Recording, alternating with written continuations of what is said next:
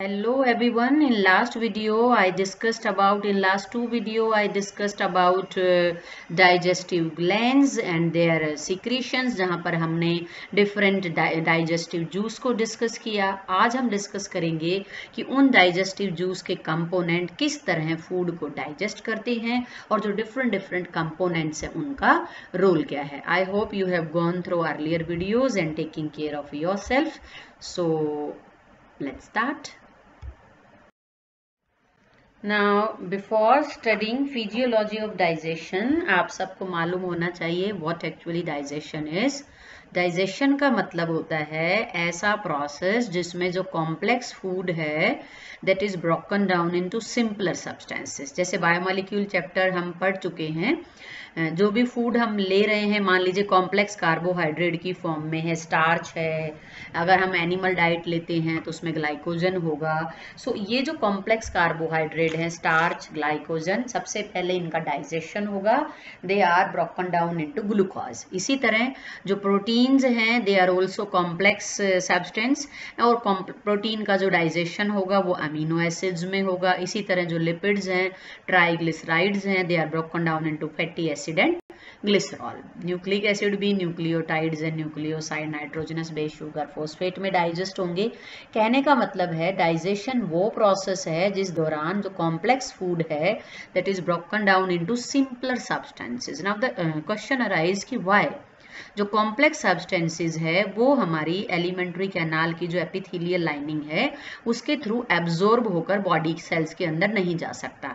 और जब तक फूड हमारा एब्जॉर्ब नहीं होगा हम उस फूड को यूटिलाइज नहीं कर सकते, हमारी सेल्स उस फूड को यूटिलाइज नहीं कर पाएंगी. सो एब्जॉर्प्शन के लिए जो फूड है वो कॉम्प्लेक्स फॉर्म से किस फॉर्म में आना चाहिए? सिंपल फॉर्म में. और डाइजेशन वो प्रोसेस है जिससे जो complex form of food is broken down into simpler substances so that food can be easily absorbed.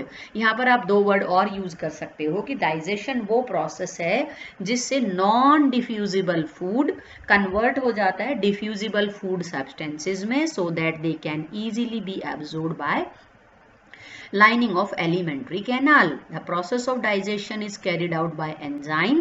और कौन से एंजाइम डाइजेशन में इन्वॉल्व है? That is hydrolases. Hydrolases enzyme का मतलब क्या होता है? Enzyme which break the bond by utilising molecule of water. तो यानी कि कौन सी कैटेगरी के एंजाइम हुए ये? Hydrolases enzyme which carry out hydrolysis. इसका मतलब digestion is nothing but it is chemically digestion is hydrolysis. Hydrolysis means breakdown of food by utilizing molecule of water. जो भी bond हैं these bond are broken down by utilizing molecule of water. So digestion अगर हम बात करें it is a chemical as well as mechanical process. Chemical process है जो digestive enzyme की हेल्प से होगा. मैकेनिकल प्रोसेस है जैसे जिसमें फूड है वो that is chewed by teeth. Teeth जो है फूड की मैस्टिकेशन में हेल्प करेंगे. इसी तरह स्टमक के अंदर जो चर्निंग मूवमेंट्स होंगे, स्टमक की वॉल मस्कुलर कॉन्ट्रैक्शन शो करेगी जिससे भी फूड का मैकेनिकल डाइजेशन होगा. मैकेनिकल का मतलब होता है convert of food into small pieces. Composition will remain same. So digestion is mechanical as well as chemical process. First, I will discuss with you digestion of food in buccal cavity. Buccal cavity के अंदर जो digestive juice secrete होगा that is saliva and the saliva is secreted by salivary glands. और जो salivary glands हैं दे वो 3 pair में होती हैं. सबसे बड़ी हैं parotid, then submaxillary and sublingual salivary gland. Saliva के अंदर क्या प्रेजेंट है? एक ही एंजाइम प्रेजेंट है दैट इज सलाइवरी अमाइलेज और टाइलिन. और ये सलाइवरी अमाइलेज जो कॉम्प्लेक्स कार्बोहाइड्रेट है, स्टार्च है, ग्लाइकोजन है, उसे किस में हाइड्रोलाइज करेगा? डाइसैकेराइड में. जैसे माल्टोज है, आइसोमाल्टोज है. माल्टोज इज ए डाइसैकेराइड जो 2 ग्लूकोज से मिलकर बना है. Isomaltose is also made up of 2 glucose. जो डेक्स्ट्रिन है ये ओलिगोसैकेराइड हैं which are made up of few glucose molecule. So जब सलाइवरी अमाइलेज स्टार्च पर एक्शन करेगा तो स्टार्च किस में टूट जाएगा? Maltose, isomaltose and limit dextrin और अल्फा डेक्स्ट्रिन. और दिस इज़ वेरी इजी कि जब हम फूड को लेते हैं बक्कल कैविटी में तो फूड का मैस्टिकेशन होगा. फूड को हम च्यू करेंगे with the help of teeth. अब जो सलाइवा है उसमें ढेर सारा म्यूकस प्रेजेंट होता है, म्यूकस फूड को लुब्रिकेट करेगा, फूड पार्टिकल्स को आपस में अडहेयर करेगा, जिससे क्या होता है, और जो टंग है हमारी वो फूड को रोल करेगी, और जिसकी वजह से जो फूड है दैट इज़ कन्वर्टेड इनटू बोल लाइक स्ट्रक्चर, और उस बोल लाइक स्ट्रक्चर को हम क्या कहेंगे, बोलस। इसके अलावा जो सलाइवा है उसके अंदर बाइकार्बोनेट आयन प्रेजेंट है, और बाइकार्बोनेट आयन का काम है एल्कलाइन पीएच मेंटेन करना, जो अमाइलेज के वर्क के लिए चाहिए। सलाइवा के अंदर हमने पढ़ा था कि जो जो सलाइवा है उसका जो पीएच है दैट इज़ 6.8। इसके अलावा सलाइवा में लाइसोजाइम है और जो एंटीबैक्टीरियल इन नेचर है that will hydrolyse cell wall of bacteria. IgA antibodies हैं, these antibodies will fight against infection. और सलाइवा के अंदर जो एंजाइम है सलाइवरी अमाइलेज, उस एंजाइम का एक्शन कहाँ तक कंटिन्यू रहेगा, जब तक फूड स्टमक में गैस्ट्रिक जूस से में मिक्स नहीं हो जाता। कहने का मतलब स्वेलोइंग के दौरान action of salivary amylase continue, जब फूड का मूवमेंट है swallowing and then movement into oesophagus, digestion of starch by salivary amylase continues, और by this time almost 30% starch is digested by salivary amylase. With the help of tongue, food is converted into bowl-like structure, और tongue उस bolus को push करेगी, and what this process is known as swallowing और deglutition।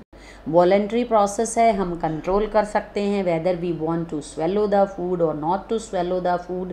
और ये जो process है this is voluntary and is carried out by muscles of the pharynx. So movement of bolus into pharynx and then into oesophagus is known as deglutition or swallowing. Peristalsis. Peristalsis means movement of food through oesophagus to different parts of the alimentary canal. Oesophagus से large intestine तक movement of food क्या कहलाएगा, peristalsis. Involuntary activity है, automatic है और muscular activity है। इसमें दो तरह की मसल्स का रोल है, one is circular muscle, one is longitudinal muscle, all along the length of alimentary canal. Alimentary canal की वॉल के अंदर दो तरह की मसल्स होती हैं, सर्कुलर मसल, लॉन्गिट्यूडिनल मसल। आपको याद रखना है कि जब सर्कुलर मसल कॉन्ट्रैक्ट करेंगी तो जो एलिमेंट्री कैनाल की लाइनिंग है वो जो ल्यूमन है वो नैरो होगा और थिन होगा। एलिमेंट्री कैनाल नैरो और थिन हो जाती है, और जब लॉन्गिट्यूडिनल मसल कॉन्ट्रैक्ट करेंगी it will become short and thick. जब ये हमने एनालिडा फाइलम के अंदर भी डिस्कस किया है कि how the earthworm move. Circular muscle का कॉन्ट्रैक्शन बॉडी को कैसा करेगा, एलिमेंट्री कैनाल को कैसा करेगा, लॉन्ग एंड थिन। और जब लॉन्गिट्यूडिनल मसल कॉन्ट्रैक्ट करेगी it will make alimentary canal short and thick. एक तो ये याद रखना है। दूसरा, एक पॉइंट पर एक मसल जब कॉन्ट्रैक्ट करेगी तो दूसरी रिलैक्स करेगी। ये मसल अपोजिट वे में वर्क करती हैं, one contract while other relax. अब एग्जाम्पल डायग्राम की हेल्प से it's very easy to understand. ये देखिए, ये बॉलस है, ये बॉलस के पोस्टीरियर पार्ट पर क्या होगा, यहाँ पर circular muscle will contract, longitudinal muscle will relax. तो जैसे ही सर्कुलर मसल कॉन्ट्रैक्ट करेंगी ये पार्ट श्रिंक होगा, और इससे क्या होगा कि जो बोलस है वो पुश होकर कहाँ चला जाएगा, आगे। मीनवाइल आगे वाले जो बोलस जहाँ है, इस इधर ये वाला जो पार्ट है यहाँ पर सर्कुलर मसल रिलैक्स करेंगी, लॉन्गिट्यूडिनल मसल कॉन्ट्रैक्ट करेंगी। तो जैसे ही लॉन्गिट्यूडिनल मसल कॉन्ट्रैक्ट करेंगी ये पार्ट शॉर्ट एंड वाइड हो जाएगा ताकि बोलस को रिसीव कर सके। तो बोलस के पोस्टीरियर एंड पर सर्कुलर मसल कॉन्ट्रैक्ट करेंगी तो वो बोलस को धक्का देंगी, पुश करेंगी, और बोलस के आगे लॉन्गिट्यूडिनल मसल कॉन्ट्रैक्ट करेंगी तो वो बोलस को रिसीव करेंगी। अब देखिए बोलस मूव करके यहाँ आ गया, तब इधर क्या होगा, अब ये देखिए इस यहाँ पर अभी लॉन्गिट्यूडिनल मसल कॉन्ट्रैक्ट कर रही थी, लेकिन नेक्स्ट डायग्राम में अगर हम यहाँ देखें तो यहाँ कौन कॉन्ट्रैक्ट कर रहा है, यहाँ सर्कुलर मसल कॉन्ट्रैक्ट कर रही हैं। तो दोनों मसल अपोजिट वे में वर्क करेंगी, पेयर में जो है दोनों नो डाउट पेयर में इन्वॉल्व हैं, और एक पर्टिकुलर पॉइंट पर जब one type of muscle contract करेगी तो दूसरी क्या करेगी, रिलैक्स करेगी। तो सर्कुलर मसल जब कॉन्ट्रैक्ट करेगी तो वो बोलस को पुश करेगी, और लॉन्गिट्यूडनल मसल कॉन्ट्रैक्ट करेगी तो वो बोलस को रिसीव करेगी। वो जो एरिया है वो शॉर्ट हो जाएगा, वाइड हो जाएगा, ताकि जो बोलस है that is easily moved forward. So that's all about peristalsis. Totally involuntary activity है, मसल्स का रोल है, सर्कुलर एंड लॉन्गिट्यूडनल मसल्स का रोल है। हालांकि स्टमक की वॉल में देखें तो ओब्लिक मसल भी प्रेजेंट होती है, बिकॉज स्टमक का जो मस्कुलेचर है वो थोड़ा डिफरेंट होता है as compare to other part of the alimentary canal. Digestion of food in stomach. Stomach के अंदर जो गैस्ट्रिक जूस होता है, that gastric juice is having different component. I hope आपने याद कर लिए होंगे। स्टमक में गैस्ट्रिक जूस के अंदर होता है HCl, एंजाइम होते हैं जैसे प्रोपेप्सिन, बच्चे के गैस्ट्रिक जूस में होता है प्रोरेनिन। इसके अलावा इसमें म्यूकस प्रेजेंट है, बाइकार्बोनेट आयन है। सो यहाँ पर सबसे पहले हम डिस्कस करेंगे what are the function of HCl। HCl being acidic kill the microbe, it softens the food. जो भी फूड के अंदर जो हार्ड पार्ट है उसे वो सॉफ्ट करेगा, softens the food, that makes the digestion process easy. और HCl की वजह से जो स्टमक है वहाँ पर आपको एसिडिक pH मिलेगी। Due to HCl present in the gastric juice, stomach content is acidic. और एसिडिक का यहाँ पर सबसे इम्पॉर्टेंट रोल है कि जो प्रोटीन डाइजेस्टिंग एंजाइम है प्रोपेप्सिन एंड प्रोरेनिन, इन एंजाइम को वर्क करने के लिए कैसा एनवायरनमेंट चाहिए? Acidic environment. Pepsin and rennin can work at acidic pH, और acidic pH is maintained by HCl। So अगर हम क्वेश्चन पूछें कि अगर किसी वजह से यहाँ पर जो ऑक्जेंटिक सेल हैं HCl सिक्रीट करना बंद कर देती हैं तो क्या होगा? एक्शन सीधी सी बात है कि पेप्सिन और रेनिन का एक्शन नहीं होगा। वन मोर इम्पॉर्टेंट थिंग, जो पेप्सिन है वो एक्टिव फॉर्म में सिंथेसाइज नहीं होता है, वो इनएक्टिव फॉर्म में सिंथेसाइज होता है, जिसे हम कहेंगे पेप्सिनोजन और प्रोपेप्सिन। इसी तरह जो रेनिन है that is also synthesized as proenzyme, zymogen भी हम इसे कह सकते हैं। ये टर्म्स हमने लास्ट लेक्चर में डिस्कस की हैं।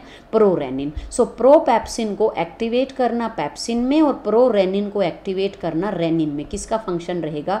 HCl। सबसे इंपॉर्टेंट फंक्शन है यहाँ पर कि प्रोपेप्सिन को एक्टिवेट करना। Activation of propepsin into pepsin, prorennin into rennin कौन करेगा? HCl। HCl की वजह से जो स्टमक का जो मीडियम होगा वो एसिडिक होगा, और जो पेप्सिन और रेनिन की एक्टिविटी के लिए जरूरी है। Now moving to pepsin. Pepsin is a protein digesting enzyme, और प्रोटीन डाइजेस्टिंग एंजाइम के लिए वर्ड हम यूज़ कर सकते हैं proteolytic enzyme. Enzyme which break down, lytic का मतलब break down, enzyme which break down protein, enzyme which digest protein are known as proteolytic enzyme, and this pepsin will digest protein into peptones and proteoses. अब यहाँ पर एक चीज़ आपको समझना है कि जो भी फूड का डाइजेशन है वो वन स्टेप डाइजेशन नहीं है, फूड इज़ पार्शियली डाइजेस्टेड। जैसे हमने सलाइवरी अमाइलेज का एक्शन पढ़ा, salivary amylase will digest starch into maltose. अब माल्टोज अभी डाइसैकेराइड है, इंटेस्टाइनल जूस में माल्टोज फर्दर डाइजेस्ट होगा ग्लूकोज में। सो इसी तरह जो प्रोटीन्स है, प्रोटीन्स का फाइनल डाइजेशन प्रोडक्ट क्या रहेगा? Amino acids. लेकिन वो एकदम से प्रोटीन डाइजेस्ट होकर अमीनो एसिड्स नहीं देंगे। सबसे पहले क्या होगा कि जो पेप्सिन है that will digest protein into peptones and proteoses. जो पेप्टोन्स एंड प्रोटियोजेज क्या हैं? These are the chain of amino acid. So यहाँ पर पार्शियल डाइजेशन है। All these enzymes are involve in partial digestion of protein. अब जो rennin enzyme है that is present in infants stomach, calf stomach में होता है, और this enzyme is responsible for curdling of milk. अब मिल्क के अंदर एक प्रोटीन होता है जिसे हम कहेंगे casein. Casein protein is present in milk. अब मिल्क प्रोटीन को डाइजेस्ट करने का काम कौन करेगा? रेनिन। तो रेनिन का काम है, rennin will convert milk protein casein into paracasein. ये मिल्क कर्डलिंग के प्रोसेस हैं। जैसे कई बार आपने देखा होगा कि जो न्यूबॉर्न बेबीज़ हैं वो मिल्क रिगर्जिटेट करते हैं, तो उनका जो मिल्क है वो जो उन्होंने रिगर्जिटेट किया है वो कर्ड के जैसा दिखता है। दही के जैसा दिखता है। इसका मतलब उस पर कौन से एंजाइम का एक्शन हो चुका है, रेनिन का। और इससे कर्डलिंग से बेनिफिट क्या होता है कि जो डाइजेशन का जो प्रोसेस है वो इजी हो जाता है, that makes the process of digestion easy. So paracasein, rennin का काम क्या रहेगा, मिल्क प्रोटीन केसिन को किस में कन्वर्ट करना, पैराकेसिन में। And now this paracasein combine with calcium to form calcium paracaseinate. This equation is known as milk curdling, क्योंकि जब यहाँ कैल्शियम के साथ जुड़ेगा तो ये जो पैराकेसिनेट है वो प्रेसिपिटेट की फॉर्म में आ जाएगा। So this is calcium paracaseinate. और अब कर्डलिंग होने के बाद इस जो प्रोटीन है कैल्शियम पैराकेसिनेट, इस पर कौन से एंजाइम का एक्शन होगा, पेप्सिन एंजाइम का एक्शन होगा, and it will digest protein casein into peptones. So pepsin का काम रहेगा प्रोटीन को डाइजेस्ट करना इनटू पेप्टोन्स एंड प्रोटियोसिस।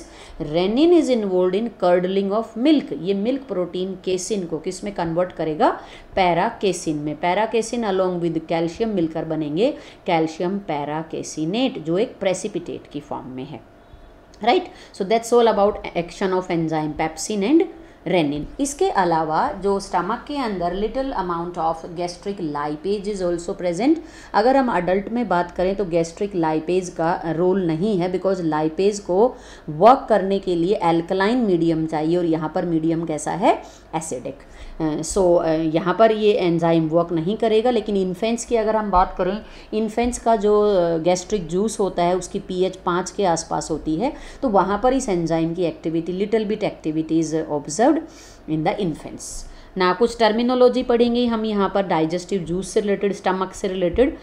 काइम, ना what is chyme, partially digested food जो स्टमक के अंदर प्रेजेंट है। स्टमक के लिए हम वर्ड यूज कर रहे हैं partially digested food mixed with gastric juice, उसको हम क्या कहेंगे, chyme. Partially digested food mixed with gastric juice is known as chyme. यानी कि जब फूड स्टमक से ड्यूडेनम में जाएगा तो हम क्या कहेंगे, क्या जा रहा है, काइम। और जब फूड बक्कल कैविटी से ओइसोफेगस में कहा तो क्या गया, बोलस। सो बक्कल कैविटी से ओइसोफेगस बोलस, स्टमक से आगे जाएगा तो काइम। स्टमक का जो फंक्शन होता है वो पार्शियल डाइजेशन ऑफ फूड है, और दूसरा टेम्परेरी स्टोरेज ऑफ फूड। यहाँ पर सॉरी लिखा मैंने अभी, मुझे लगा पॉइंट स्किप हो जाएगा, बट यहाँ हमने वर्ड लिखा है चर्निंग मूवमेंट, अभी डिस्कस करेंगे।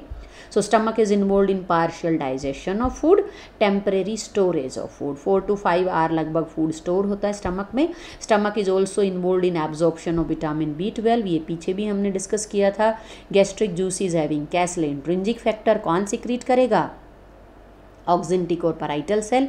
और कैसल इंट्रिंसिक फैक्टर का फंक्शन रहेगा एब्जॉर्प्शन ऑफ विटामिन B12।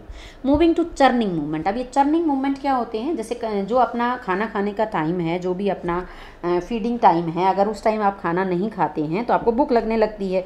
और कई बार क्या होता है कि आपको अपने स्टमक से कुछ आवाज़ सी भी फील होती है, और वो आपको इंडिकेशन रहता है कि यस, कि अब तो मेरे स्टमक ने भी आवाज़ करना शुरू कर दिया कि खाना दो खाना दो।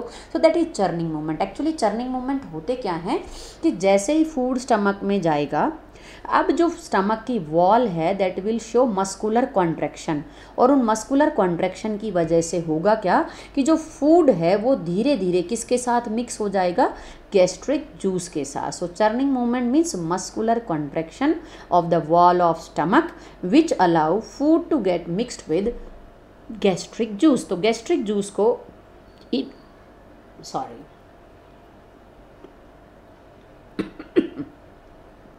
गैस्ट्रिक जूस को इनकमिंग फूड के साथ मिक्स करने के लिए जो मूवमेंट होंगे, मस्कुलर एक्टिविटीज़ होंगी, उन्हें हम क्या कहेंगे, churning movement. Now we will discuss digestion of food in small intestine. Small intestine receive 3 kind of juices. कौन कौन से, बाइल जूस है, पैनक्रिएटिक जूस है, इंटेस्टाइनल जूस है। इसके अलावा स्टमक की तरह ही स्मॉल इंटेस्टाइन में भी मस्कुलर कॉन्ट्रैक्शन होगा। Different type of muscular contraction takes place, जिसकी वजह से फूड का जो है वो food got mixed with different secretions of small intestine. अगर हम बाइल की बात करें, बाइल के कंपोनेंट्स को हम पढ़ चुके हैं। सो बाइल का जो मेन काम रहेगा वो तो रहेगा इमल्सिफिकेशन। इमल्सिफिकेशन का मतलब होता है कि जो लिपिड है that is broken down into very small particles, और ये जो स्मॉल पार्टिकल्स हैं इन्हें हम कहेंगे माइसेली। और इसकी वजह से होगा क्या कि मान लीजिए कोई आपके पास एक बिग साइज़ का कोई स्टोन है, और अब आप क्या करेंगे, क्रशिंग से इसके हम क्या करेंगे, छोटे छोटे पीसेस कन्वर्ट कर, इसको बड़े पीस को छोटे पीसेस में कन्वर्ट कर देंगे। तो होगा क्या कि जो टोटल सरफेस एरिया है इन पीसेस का ज़्यादा होगा एज़ कम्पेयर टू दिस। देखो मटेरियल तो अभी भी सेम है, लेकिन जो सरफेस एरिया है वो इंक्रीज़ हो जाएगा, और सरफेस एरिया इंक्रीज़ होने की वजह से क्या होगा, action of enzyme lipase is facilitated. पहले क्या होगा कि लाइपेज, यहाँ देखो इधर surface area 3D point of view से देखे तो यहाँ वर्क कर रहा है, लेकिन अब वो इन सब बोल्स पे काम करेगा, तो इनका जो टोटल सरफेस एरिया है इससे काफ़ी ज़्यादा है। So this will speed up the process of digestion bye enzyme lipase. Lipid अगर हम देखें तो मोस्ट कॉम्प्लिकेटेड फूड लिपिड हैं, लेकिन लिपिड का डाइजेशन सबसे लेट स्टार्ट होता है। कार्बोहाइड्रेट जो है का डाइजेशन सबसे पहले स्टार्ट होता है। जैसे अगर हम बात करें बक्कल कैविटी में ही कार्बोहाइड्रेट का डाइजेशन स्टार्ट हो जाता है, जबकि लिपिड का डाइजेशन कहाँ स्टार्ट होगा, स्मॉल इंटेस्टाइन में, और सभी फूड का डाइजेशन कंप्लीट भी कहाँ होता है, स्मॉल इंटेस्टाइन में। So digestion in small intestine अगर हम देखें तो स्मॉल इंटेस्टाइन में फूड का कंप्लीट डाइजेशन होगा, और यहाँ पर 3 जूसेस इंपॉर्टेंट रोल प्ले करेंगे। First one is bile juice. Bile का काम रहेगा emulsification. Large fat are broken down into smaller pieces और known as micelles, and what this this will increase surface area. जो सरफेस एरिया है वो increase होगा, and this will facilitate action of enzyme lipase. Bile juice के अंदर अपना कोई enzyme नहीं है, but this is required for activation of enzyme lipase.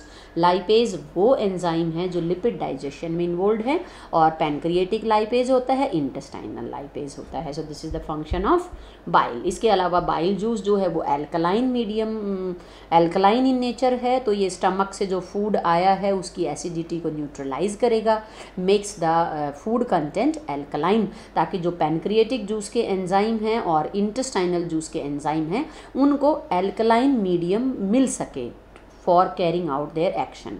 Stomach के एंजाइम एसिडिक मीडियम में काम करेंगे, इसलिए वहाँ HCl जरूरी है, लेकिन जो फूड स्टमक से आया है वो एसिडिक है।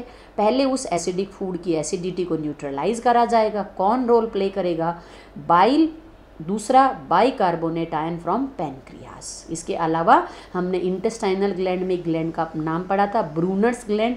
ब्रूनर्स ग्लैंड भी एल्कलाइन म्यूकोइड फ्लूइड सिक्रीट करती हैं जो काइम की एसिडिटी को न्यूट्रलाइज करेंगे।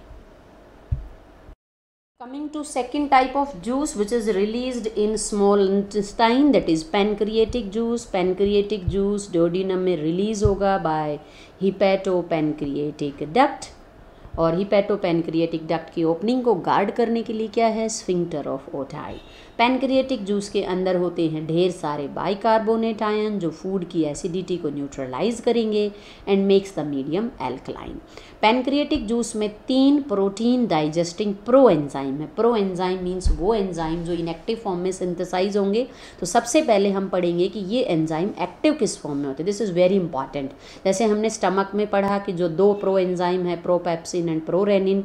प्रोपेप्सिन प्रोरेनिन को एक्टिवेट कौन करेगा, HCl। अच्छे से याद होना चाहिए।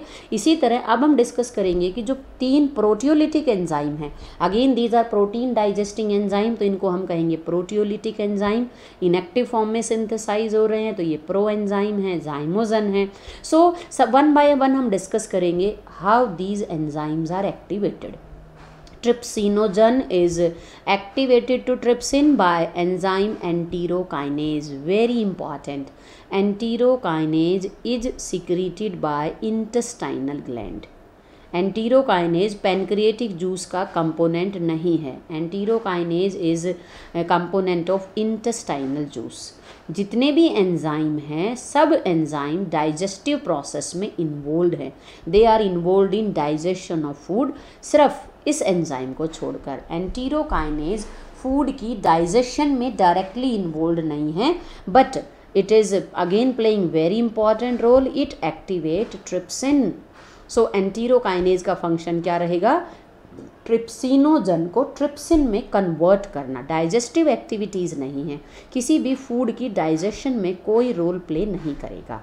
अब यहाँ पर इस एरो का मतलब क्या है, in the beginning trypsinogen is converted into trypsin by enterokinase, लेकिन जैसे ही ट्रिप्सिन बना, जैसे ही ट्रिप्सिन एक्टिवेट हुआ, अब ट्रिप्सिन खुद एक्टिवेट करेगा ट्रिप्सिनोजन को कि वो किस में कन्वर्ट हो, ट्रिप्सिन में। तो क्या कहा है हमने, बिगिनिंग में ट्रिप्सिनोजन की वजह से क्या बनेगा, ट्रिप्सिन, लेकिन वंस ट्रिप्सिन इज फॉर्म्ड, जैसे ही ट्रिप्सिन बन गया है, अब ट्रिप्सिन खुद एक्टिवेट करेगा ट्रिप्सिनोजन को किस में कन्वर्ट करने के लिए, ट्रिप्सिन में। इसको हम कहेंगे auto catalytic activity. So this is auto catalytic activity of trypsin. Auto means self, खुद की फॉर्मेशन को कैटेलाइज करना, that is auto catalytic activity.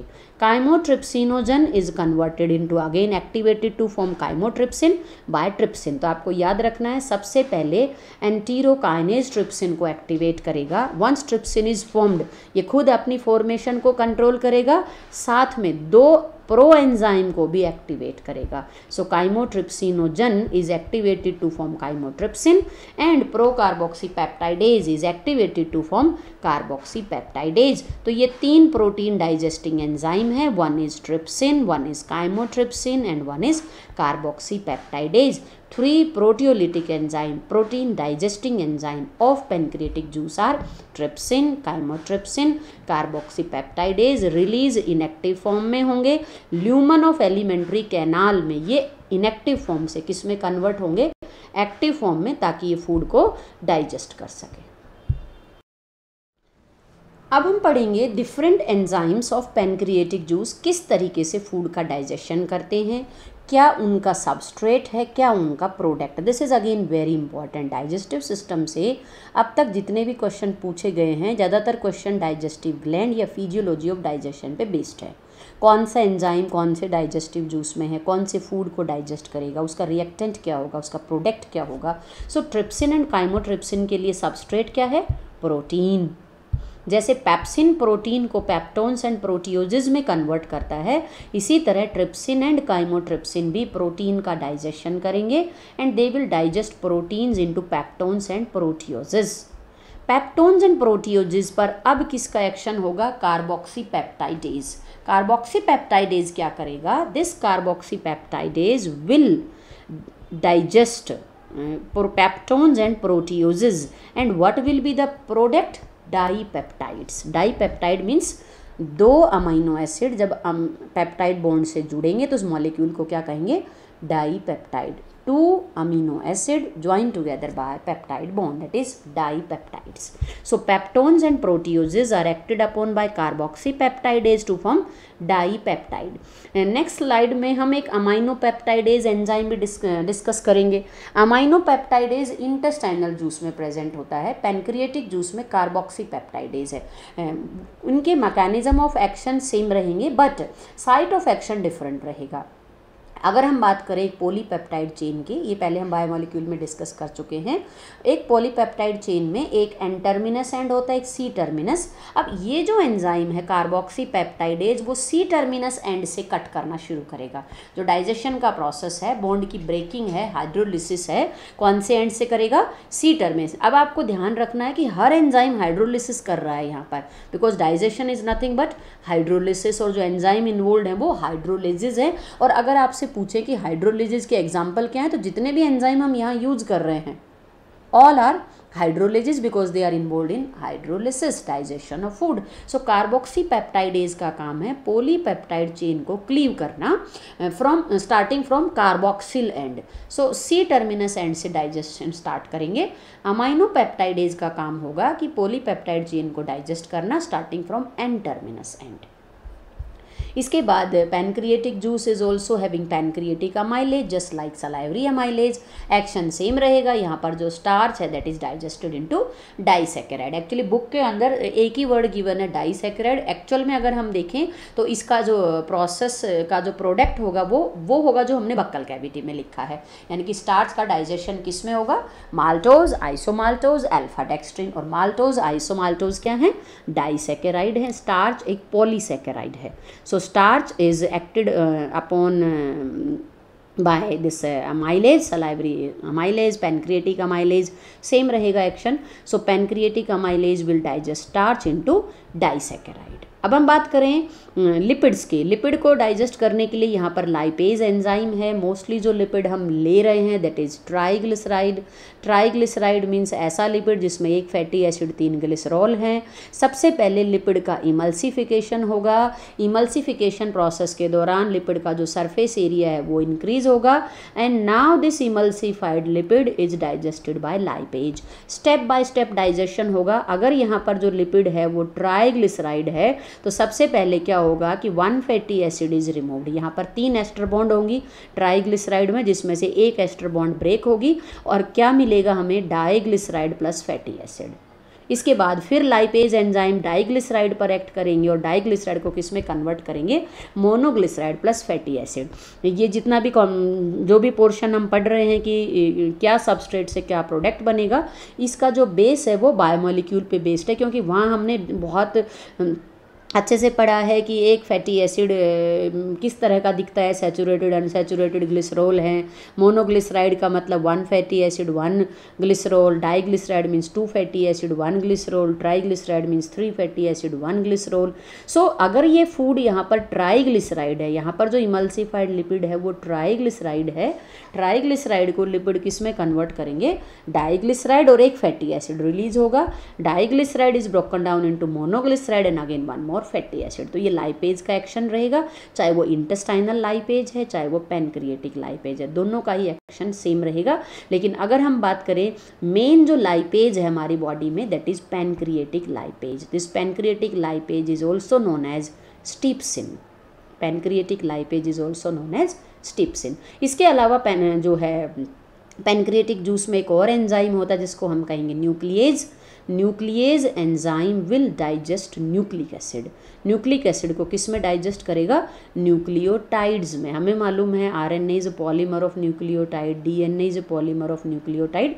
सो यहाँ पर 2 तरह के न्यूक्लिएज होंगे, DNase and RNase. DNase stand for deoxyribonuclease, RNA stand for ribonuclease. So all these enzyme will digest nucleic acid into nucleotides. तो अगर हम इंटेस्टाइन की बात करें तो इंटेस्टाइन में 3 जूस हैं। बाइल जूस, बाइल में एंजाइम नहीं है, वो फैट का इमल्सिफिकेशन करेगा। और अगर हम बात करें पैनक्रिएटिक जूस में डाइजेशन की तो अमाइलेज सेम एक्शन रहेगा जैसे सलाइवरी अमाइलेज का, starch is broken down into disaccharide.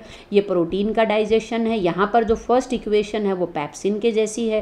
Pepsin भी क्या करता है, प्रोटीन्स को किस में ब्रोकन डाउन करता है, पेप्टोन्स एंड प्रोटियोजेज में। और फिर अमाइनोपेप्टाइडेज, कार्बोक्सीपेप्टाइडेज क्या करेंगे, डाईपेप्टाइड्स। और आगे इंटेस्टाइनल जूस में हम डाईपेप्टाइड्स को फर्दर डाइजेस्ट करेंगे 2 अमीनो एसिड्स में। इसी तरह nucleic acid are broken down by enzyme nuclease into nucleotides. Intestinal juice और सकस एंटेरिकस, इसके अंदर जो भी एंजाइम्स हैं वो फाइनल स्टेप ऑफ डाइजेशन में इन्वॉल्व हैं। अभी तक हमने पढ़ा कि जो स्टार्च है वो अमाइलेज एंजाइम की हेल्प से किस में ब्रोकन डाउन होगा, माल्टोज में। अब maltose is digested by enzyme maltase. Product क्या मिलेगा, 2 ग्लूकोज।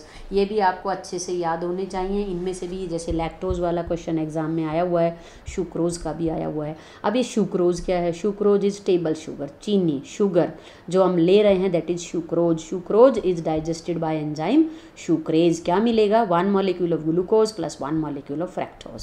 ये आपने पहले भी पढ़ी है। Lactose, lactose is milk sugar, जो हम मिल्क ले रहे हैं, मिल्क में प्रोटीन है, केसिन, शुगर है, lactose. So lactose is digested by enzyme lactase, glucose plus galactose. कुछ ह्यूमन बींग्स में लैक्टेज एंजाइम नहीं होता है। तो इस तरह के जो ह्यूमन बीइंग है वो मिल्क शुगर को डाइजेस्ट नहीं कर पाते, और अगर ये शुगर डाइजेस्ट नहीं हुई है तो it will pass as such to large intestine. Large intestine में बैक्टीरिया प्रेजेंट है, वो बैक्टीरिया इस लैक्टोज का फर्मेंटेशन करेंगे and will result in formation of gas. तो इस तरह के पर्सनस को एडवाइज करते हैं कि you are not suppose to take milk. आप दही ले सकते हैं, योगर्ट ले सकते हैं, चीज़ ईट कर सकते हैं, और फर्मेंटेड प्रोडक्ट्स जो हैं मिल्क के वो ईट कर सकते हैं। उनको मिल्क लेने की एडवाइस नहीं देते हैं। और इस तरह की जो प्रॉपर्टी है कि उनमें लैक्टोज, इस तरह का जो फीचर है कि उनमें लैक्टेज एंजाइम नहीं है, इसे हम कहेंगे लैक्टोज इनटॉलरेंस।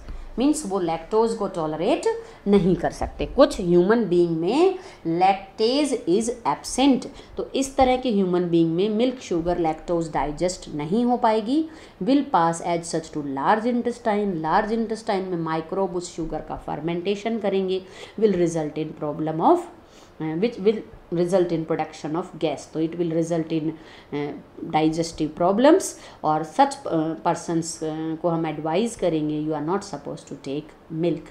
और इस फिनोमिना को हम कहेंगे, इस कंडीशन को कहेंगे lactose intolerance।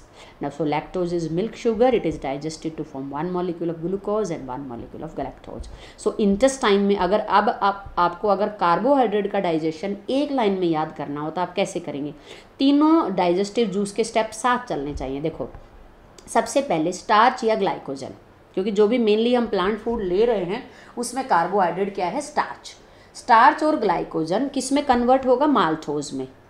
और माल्टोज किस में कन्वर्ट होगा? ग्लूकोज में। ये हम शुगर ले रहे हैं, sucrose, glucose and fructose. Milk में जो शुगर है lactose, that is broken down into glucose and galactose.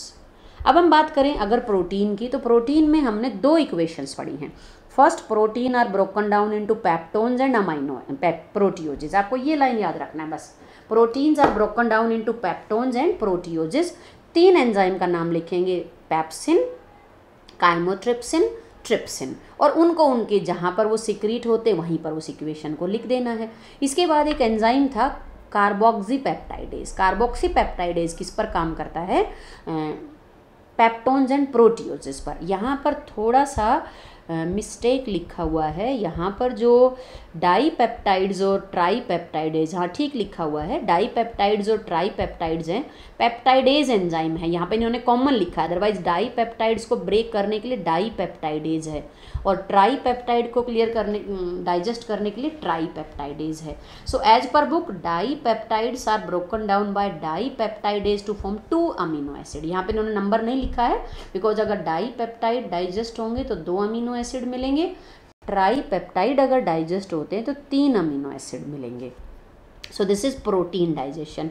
एक एंजाइम और है यहाँ पर, अमाइनो पेप्टाइडेज। अमाइनो पेप्टाइडेज की रिएक्शन सेम रहेगी जैसा कि हमने लास्ट पैनक्रिएटिक जूस में लिखा है। पेप्टोन्स एंड प्रोटियोजेस को अमाइनो पेप्टाइड किस में कन्वर्ट करेगा? डाईपेप्टाइड्स में। अब पीछे हमने एंजाइम पढ़ा था न्यूक्लिएज। न्यूक्लिएज का काम है न्यूक्लिक एसिड को न्यूक्लियोटाइड में डाइजेस्ट करना। अब यहाँ पर दो एंजाइम है, न्यूक्लियोटाइडेज, न्यूक्लियोसाइडेज। न्यूक्लियोटाइड्स हमें मालूम है 3 कंपोनेंट से मिलकर बने, nitrogenous base, sugar and phosphate. Phosphate अलग हो जाएगा तो क्या बनेगा? Nucleoside plus phosphoric acid. So nucleotide will digest nucleotidase, nucleoside will digest nucleosidase. Sugar plus nitrogenous base मिलेगा यहाँ पर। सो that's all about digestion of nucleic acid. So nucleic acid को डाइजेस्ट करने के लिए 3 एंजाइम है, न्यूक्लिएज, न्यूक्लियोटाइडेज, न्यूक्लियोसाइडेज। आपको sequence में लर्न करना है। फर्स्ट, न्यूक्लिक एसिड पर न्यूक्लिएज का एक्शन होगा, क्या मिलेंगे? न्यूक्लियोटाइड। फिर न्यूक्लियोटाइड पर न्यूक्लियोटाइडेज का एक्शन होगा, क्या मिलेगा? न्यूक्लियोसाइड। फिर न्यूक्लियोसाइड पर न्यूक्लियोसाइडेज का एक्शन होगा, क्या मिलेगा? Nitrogenous base and sugar. समझ के इनकी केमिस्ट्री पॉइंट ऑफ व्यू से किस तरीके से इनका केमिकल कंपोजिशन है उसको अगर ध्यान में रखकर याद करेंगे, you will find it very easy. Step by step याद रखना है, जैसे स्टार्च, माल्टोज, और माल्टोज के बाद ग्लूकोज प्लस ग्लूकोज, तो ये स्टार्च का डाइजेशन हो गया। Proteins, peptones and proteoses, then dipeptides, then amino acid. यहाँ पर 4 स्टेप हो गए। और न्यूक्लिक एसिड में nucleic acid, nucleotide, nucleoside. Lipid का एक्शन सेम रहेगा। यहाँ पर लाइपेज का जो डाइग्लिसराइड्स एंड मोनोग्लिसराइड्स हैं, they are finally broken down into fatty acids and glycerol. So this, ये जो एक्शन है लाइपेज का, that is similar to pancreatic juice as well as intestinal juice. अब lipase is lipid digesting enzyme. Lipid water insoluble हैं, but lipase is soluble in water. ध्यान रहे, lipase is not a lipid, lipase is an protein. Lipase is enzyme which are made up of protein, so it is water soluble. Food का final digestion small intestine में होगा। 3 juices हमने पढ़े, bile juice, pancreatic juice, intestinal juice. Intestinal juice के enzyme food का final digestion process complete करेंगे। जितने भी जो फाइनल स्टेप्स हैं डाइजेशन के, वो म्यूकोजा के बहुत नज़दीक होंगे ताकि वो इजीली एब्जॉर्ब हो सके।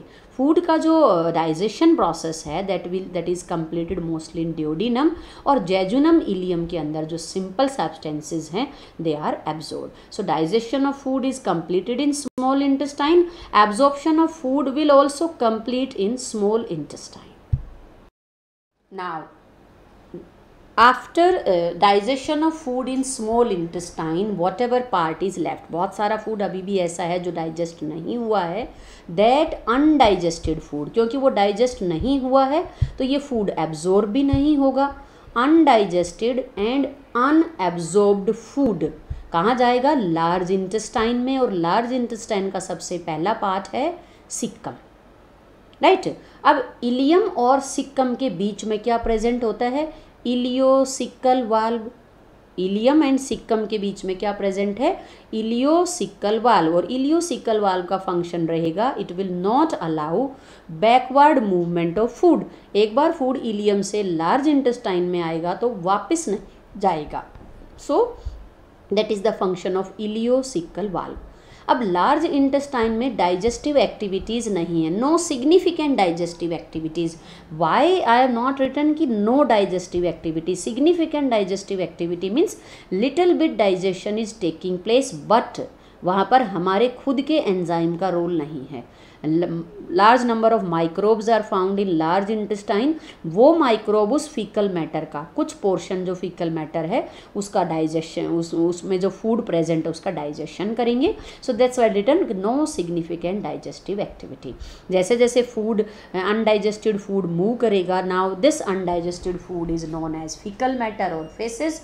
फीकल मैटर टेम्परेरीली रेक्टम में स्टोर होगा, और रेक्टम के अंदर जैसे ही फीकल मैटर स्टोर होगा, it will initiate a reflex activity, nerve reflex activity, neural reflex, and this will cause urge for defecation. Urge का मतलब होता है विलिंगनेस, इच्छा, और डिफेकेशन का मतलब होता है removal of undigested food from the body.